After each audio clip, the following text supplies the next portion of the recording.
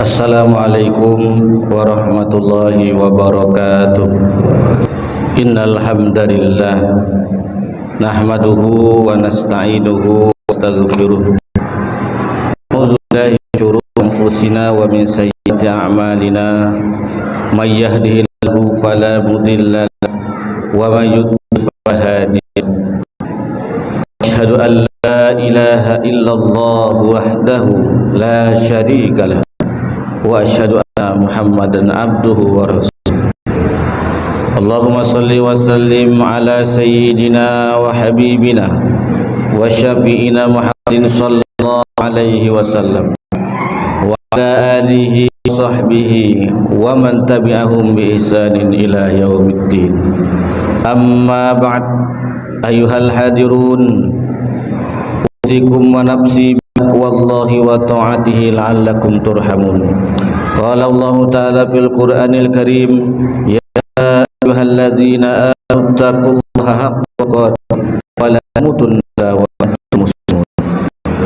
Ma'asyiral muslimin jamaah Jumat rahimakumullah. Alhamdulillah, disucikan Allah Subhanahu wa ta'ala senantiasa melimpahkan baik itu nikmat berupa kesehatan, nikmat berupa kesempatan, nikmat berupa rezeki, dan yang penting dan yang terpenting adalah nikmat iman dan Islam. Sehingga karenanya pada siang hari ini kita berkumpul di Masjid As-Sahal tak lain dan tak bukan untuk menunaikan kewajiban kita sebagai seorang muslim, yakni mendirikan sholat fardu Jum'ah berjamaah. Salawat dan salam senantiasa kita persembahkan kepada junjungan alam, penghulu para manusia. Beliau adalah Sayyid atau pemimpin manusia sejak zaman Nabi Adam ila yaumil qiyamah, yakni baginda Rasulullah sallallahu alaihi wasallam. Mudah-mudahan kita senantiasa bisa mengamalkan sunnah-sunnahnya dan mendapatkan syafaatnya di yaumil akhir nanti. Amin ya rabbal alamin. Pada kesempatan ini marilah kita sama-sama melakukan introspeksi diri, melakukan muhasabah diri kita. Sampai dengan waktu yang Allah berikan saat ini kita masih hidup, sudah sejauh mana kita menerapkan nilai-nilai ketakwaan di dalam kehidupan kita, di seluruh sendi-sendi kehidupan kita. Sudah sejauh mana kita mentaati perintah Allah dan menjauhi larangannya. Maka dengan begitu kita akan senantiasa tahu dan bersungguh-sungguh untuk memperbaiki kualitas ketakwaan kita kepada Allah. Karena kita sudah tahu bahwa kemuliaan, ketinggian derajat di sisi Allah itu diukur dari sejauh mana manusia bertakwa. Maka tentu kita menginginkan posisi atau derajat yang tinggi di sisi Allah Subhanahu wa ta'ala. Ma'asyiral muslimin jamaah Jumat rahimakumullah. Saat ini kita berada pada penggalan terakhir di bulan Sya'ban. Hanya beberapa hari lagi kita akan memasuki sekitar 10 atau 11 hari lagi kita akan memasuki bulan Ramadan. Lalu bagaimana kita mempersiapkan diri untuk menyambut datangnya bulan suci Ramadan? Apakah bulan tersebut kita sambut sebagaimana biasa, sementara Allah sudah membentangkan fadilah dan keutamaannya? Maka jawabannya adalah sebagai seorang yang beriman, kita harus melakukan persiapan diri untuk menyambut datangnya bulan Ramadan. Bila Ramadan diumpamakan seperti bangunan rumah, maka Sya'ban adalah teras atau serambinya. Saat kita sudah berada pada terasnya, tentu kita melakukan persiapan untuk masuk ke dalamnya. Di antara persiapan yang harus kita lakukan, yang dijelaskan oleh para ulama-ulama kita, di antaranya dirangkum oleh Said Muhammad Alawi Al-Maliki dalam kitab Mazhab Sya'ban. Beliau mengatakan, pada bulan Sya'ban perbanyaklah kita membaca sholawat, kemudian perbanyaklah kita membaca istighfar, dan perbanyaklah kita membaca Al-Quran. Namun pada kesempatan ini khatib akan menjelaskan tentang keutamaan istighfar. Istighfar atau permohonan ampun kita kepada Allah Subhanahu wa ta'ala sudah seyogyanya, mau tidak mau kita laksanakan.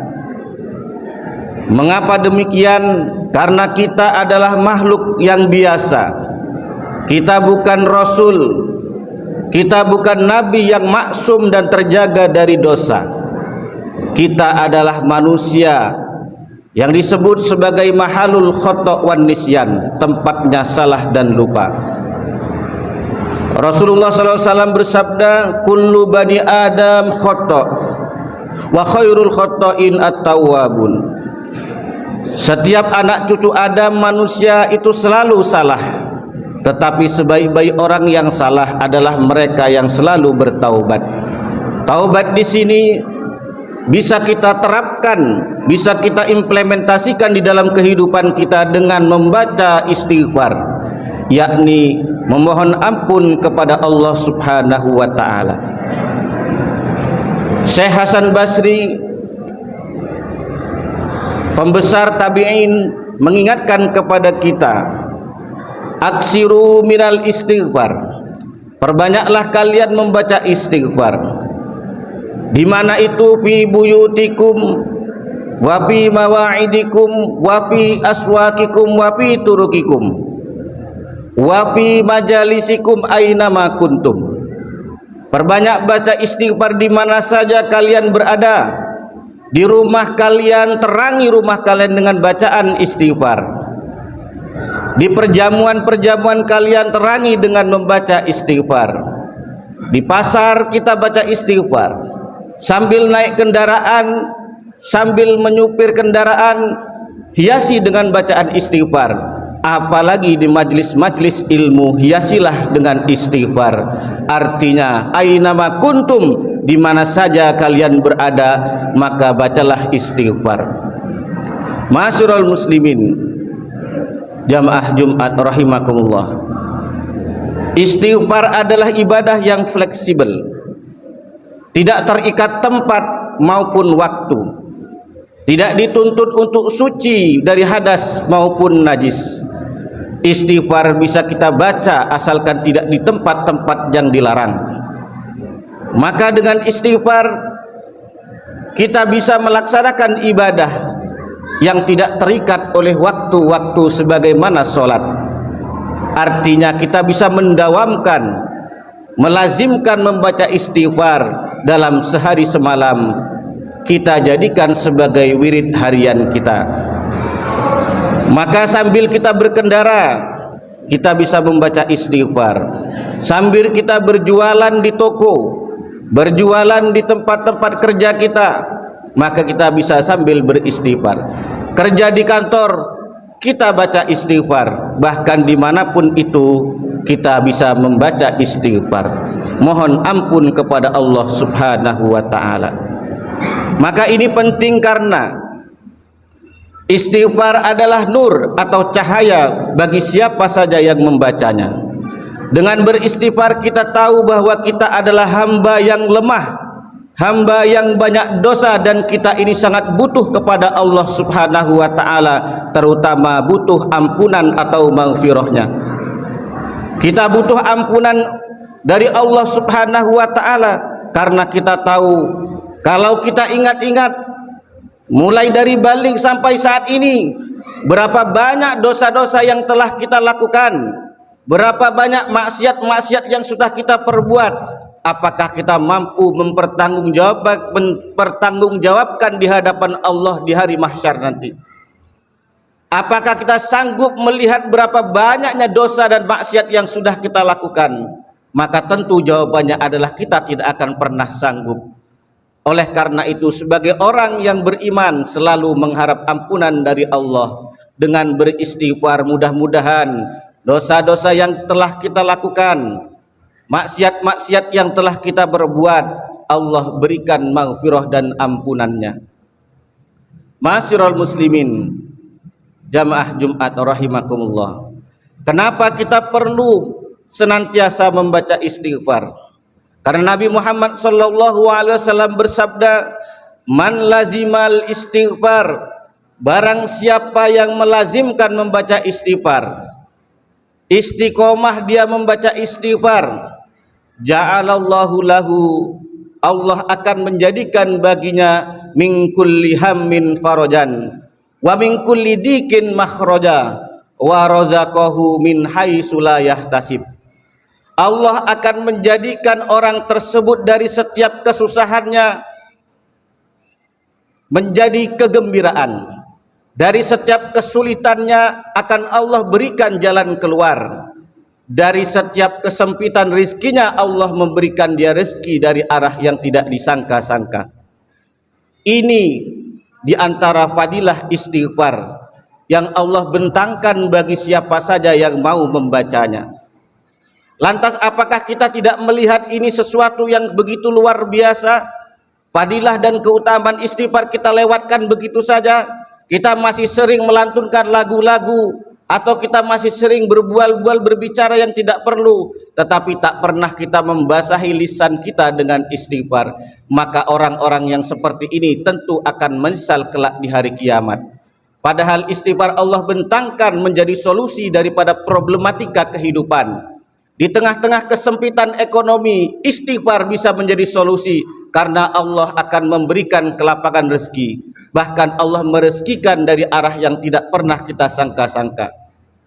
Bahkan ada sebuah kisah seseorang yang melazimkan membaca istighfar. Di setiap dia mengadon roti, dia selalu membaca istighfar. Di setiap dia mencetak kue untuk dia jual, dia selalu membaca istighfar. Pada suatu ketika Imam Ahmad bin Hanbal kebetulan singgah di rumahnya, diajak oleh orang tersebut untuk mampir di kediamannya. Pada saat itu Imam Ahmad bin Hanbal melihat orang tersebut mengaduk roti sambil membaca istighfar. Lalu dia bertanya, "Apa yang kamu baca?" Kemudian beliau mengatakan, "Saya setiap aktivitas yang saya lakukan, mulai dari mengaduk roti, mencetak roti, kemudian dan lain-lainnya, selalu saya membaca istighfar." Lalu pertanyaannya, "Apa yang kamu rasakan dengan melazimkan istighfar?" Jawab orang ini, "Semua hajat, semua keinginan, semua impian sudah Allah ijabah, sudah Allah kabulkan kepadaku berkat aku istiqomah membaca istighfar. Tetapi ada satu hajat yang Allah belum kabulkan." Lantas Imam Ahmad bin Hanbal bertanya, "Apa satu hajat yang belum Allah kabulkan?" "Aku sangat ingin bertemu dengan ulama besar yang bernama Ahmad bin Hanbal." Maka kemudian Imam Ahmad bin Hanbal menjawabnya bahwa akulah Ahmad bin Hanbal.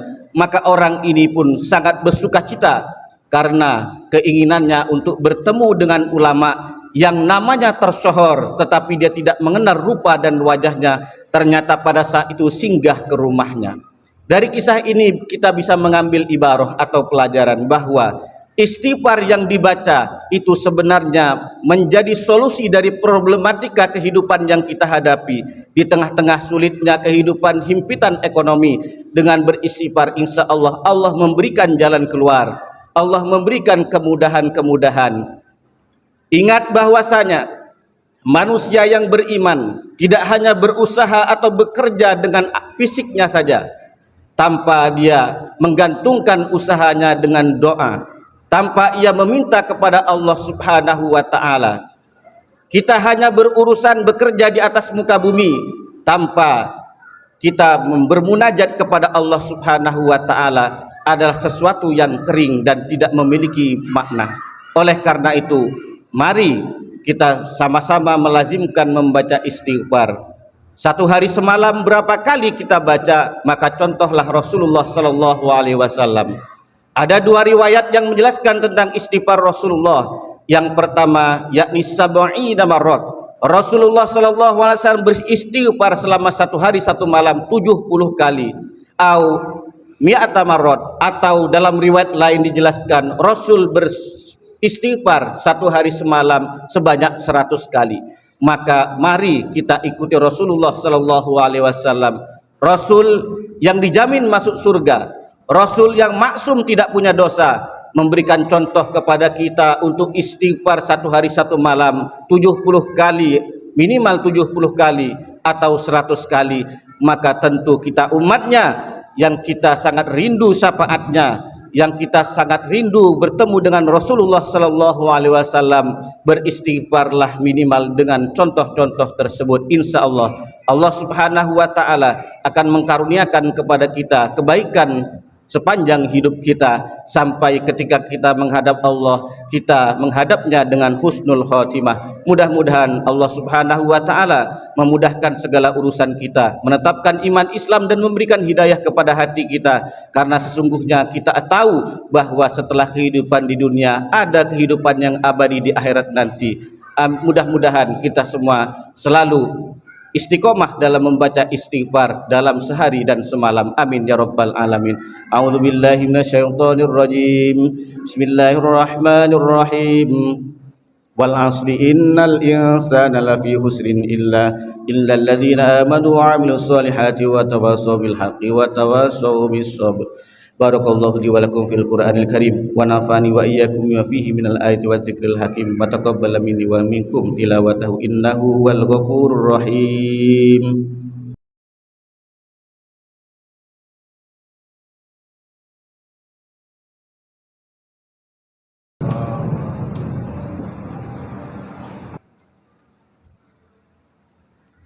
Alhamdulillahillazi an'ama alaina bi ni'matil imani wal islam. Asyhadu an la ilaha illallah wahdahu la syarika la iyyahu na'budu wa iyyahu nasta'in wa asyhadu anna Muhammadan abduhu wa rasuluh al-mab'utsu rahmatan lil alamin. Allahumma salli wa sallim ala sayyidina wa habibina wa syafi'ina Muhammadin sallallahu alaihi wasallam wa ala alihi wa sahbihi wat tabi'in wat tabi'it tabi'in wa man tabi'ahum bi ihsanin ila yaumiddin. Amma ba'd. Ayuhal hadirun ittaqullah haqqa tuqatih faqad fazal muttaqun. Qala Allah Ta'ala fil Qur'anil Karim, innallaha wa malaikatahu yusholluna 'alan nabi ya ayyuhalladzina amanu shallu 'alaihi wa sallimu taslima. Allahumma shalli 'ala sayyidina Muhammad wa 'ala ali sayyidina Muhammad kama shallaita 'ala sayyidina Ibrahim wa 'ala ali sayyidina Ibrahim wa barik 'ala sayyidina Muhammad wa 'ala ali sayyidina Muhammad kama barakta 'ala sayyidina Ibrahim wa 'ala ali sayyidina Ibrahim fil 'alamin innaka Hamidum Majid. Allahumma ighfir lil muslimina wal muslimat wal mu'minina wal mu'minat al ahya'i minhum wal amwat innaka sami'un qaribun mujibud da'wat wa ya qadiyal hajat. Rabbana atina fid dunya hasanah wa fil akhirati hasanatan wa qina azabannar wa adkhilnal jannata ma'al abrar ya aziz ya ghaffar ya rabbal alamin. Wa sallallahu ala sayyidina Muhammadin wa ala alihi wa sahbihi wa sallam walhamdulillahi rabbil alamin. Ibadallah, innallaha ya'murukum bil adli wal ihsan wa ita'izil qurba wa yanha 'anil fahsya'i wal munkari wal baghi ya'izukum la'allakum tadhakkarun. Fazkurullahal azim yashkurkum washkuru 'ala ni'amihi yazidkum wa la dzikrullahi akbar. Qimus shalah.